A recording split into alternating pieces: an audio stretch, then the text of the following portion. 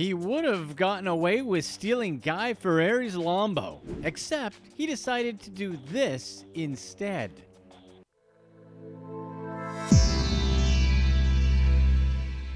Flavortown Lambo. Imagine saying to yourself, you know what?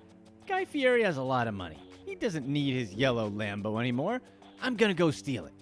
This is essentially what then 16-year-old Max Wade decided to do in 2011.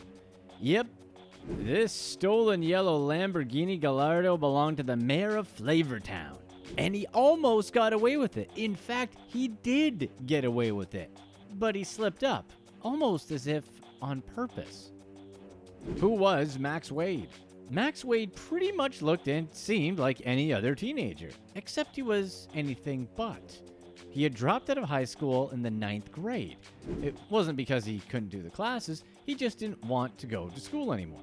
He was actually quite smart, because the sophistication he showed in this heist was actually quite impressive for a 16-year-old kid. Before he dropped out of high school, he was already getting into trouble with the law. He had been investigated for allegedly detonating a stink bomb. He definitely had something against his mom because he had charges of battery against her and also charges for stealing her car. But the crime that showed off his business skills was his money-making scheme to sell fake IDs to his classmates. Apparently, he had already made 6 figures with that scheme by the time he did the heist. Pre-heist planning. Before Wade committed the actual crime, he spent weeks planning the heist of the Lamborghini.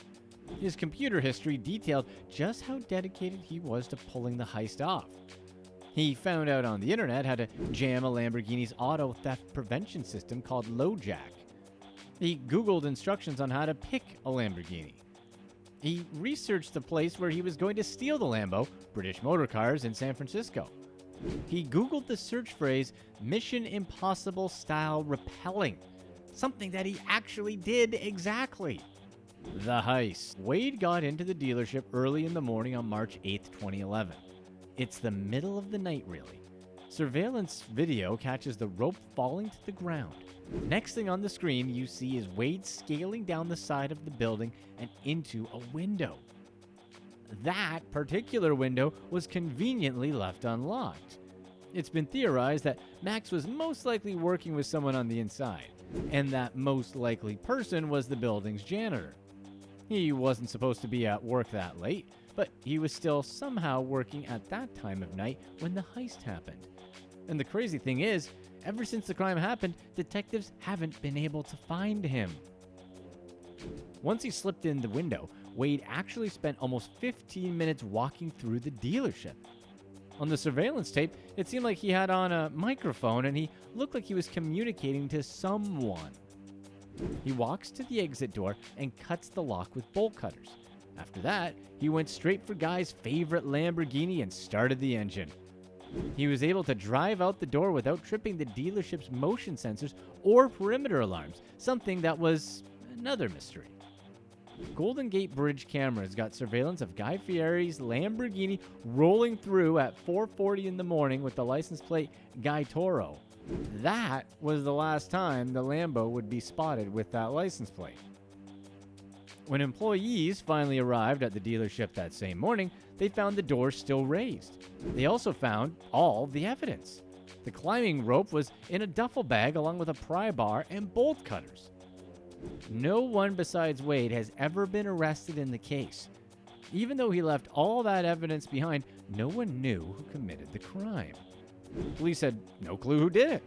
They even had a tip that Wade had the car and actually interviewed him, but they could not make a case. It was only gossip around his old high school that he had taken credit for the crime and had the car. But police couldn't find anyone that had actually seen the Lambo. Everything seemed to be in the clear at this point for Max. GTA life. If you have access to a Lamborghini, let's be for real, you definitely have some fun with it, right? Because that's exactly what Wade did. He drove it around town fearlessly. Guy Fieri often got reports of sightings of his Lambo. According to Fieri, he said, quote, "We would get calls all the time, and I mean all the time. I had friends call me who would say, 'Listen, I just saw your car on the freeway.'" People would report to police seeing a yellow Lamborghini, and Guy would hear reports about it from his lawyer, but that was the end of it. They couldn't pin it to anyone. Max Wade basically had gotten away with the crime, right? All he had to do was avoid getting pulled over. Or maybe he was smart enough to somehow come up with a fake registration and put it into the police system. However, Wade was a bit flashy.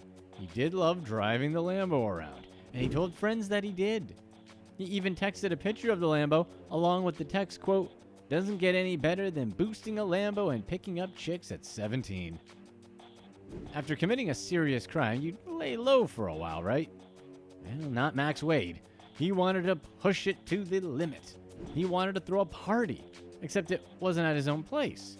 Max wanted to throw it at the biggest, fanciest house in his old neighborhood. It was a $7 million, 7,450 square foot mansion at the highest point of Tiburon's Sugarloaf Drive. He knew that it was occupied for only part of the year, so of course, he decided to break in and throw a party. He told everyone that it was his house. He had plenty of cash and he drove a Lambo, so why wouldn't the kids who he threw the party for believe him? Throwing this party showed how much Wade wanted to be accepted. He didn't even know most of the kids that showed up. He was still susceptible to his human nature. Even with plenty of money, a stolen Lambo, and access to a huge mansion, he still had to be accepted by peers he didn't know. The downfall. So how exactly did police catch Wade? Well, they weren't exactly looking for him because of the Lambo. You see, what happened was that he had a little crush on someone that used to be his classmate, then 17-year-old Eva Dedier. Eva was one of Wade's potential fake ID customers, and that's when he started getting a crush on her. They texted back and forth, and Wade found out that she was seeing one of his old classmates, Landon Wallstrom. And this is where things took a weird turn. He planned this next crime on Friday, April the 13th of 2012. Wade is pulled up outside a house on a motorcycle, dressed in all black. He watches as Eva and Landon walk out of a house and climb into his pickup truck. And that's when Wade pulled up and started shooting. Luckily for them, Wade was a terrible shot, and he dropped the gun by accident. That allowed Eva and Landon to take off in the truck unhurt. Wade got away from the scene of the crime, and it looked like he was about to get away with it. But it was bad luck for Wade that the two detectives assigned to the case were motorcycle enthusiasts. They recognized the brand of the helmet Wade had on, called Built. This was a brand that could only be bought at special motorcycle stores. Detectives were able to find him on camera, filling up at a nearby gas station shortly before the shooting. Then detectives were able to find the store that Wade went to buy, matching his description from the gas station video. The motorcycle store had a clear video of him with his face clearly showing behind the helmet and the same black outfit he wore. Detectives showed Eva the video, and she identified the shooter as Wade. That was a wrap for him. The detectives now knew exactly who he was. But the problem is, they didn't have a current address for him, so they had to wait him out.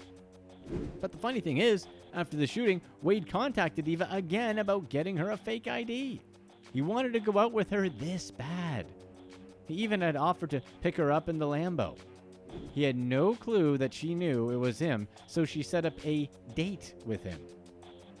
Detectives and a team of 10 officers were waiting at their meeting spot, which was at a storage facility where Wade had a spot rented. And when Wade saw the officers, Wade ran. But officers were able to tackle and arrest him, and from then on, it was all over for him. The contents. Inside the storage unit, investigators found Guy's long-lost yellow Lamborghini. A sales contract found inside the locker showed that Wade had planned to ship the car out of Oakland and sell it to a dealership in the Dominican Republic. The storage unit also contained a fake San Francisco Police Department uniform, guns, ammunition, radio signal jammers, and other burglary equipment. Detectives found evidence that Wade was planning to steal around $6 million in merchandise from a San Francisco jewelry store in a heist that involved an escape by helicopter. It looked like Wade was going to go on an entire life of crime. More importantly, police found the motorcycle and the helmet he had used in the crime that they used to convict him. Wade had rented the storage unit under the name Carmine Colombo, which he had a fake ID for. You would think that for a guy who was smart enough to steal a Lambo in a sophisticated fashion, he'd be smart enough not to shoot some dude that was dating a girl he liked. But no, there's a lesson in here somewhere. It's probably something along the lines of teenagers will think like teenagers and you can't change human nature. Aftermath. But wait, it gets even better. After he was sent to jail, his friends actually tried to break him out of jail with a sledgehammer. His friends knew he was held at Marin County Juvenile Hall. So what'd they do? They decided to try to break him out at around 4:30 in the morning on a random Friday night. Staff members heard banging on the walls of the facility, so they went outside to see what was going on. They saw two kids out there with a sledgehammer, but they quickly ran and ended up not being caught. Police found holes cut into 2 perimeter fences, a sledgehammer, bolt cutters, and a damaged window at Wade's cell. Yes, for a few years this kid was living the real-life version of Grand Theft Auto. Watch this next video to see a scammer who is even more sophisticated than Max Wade.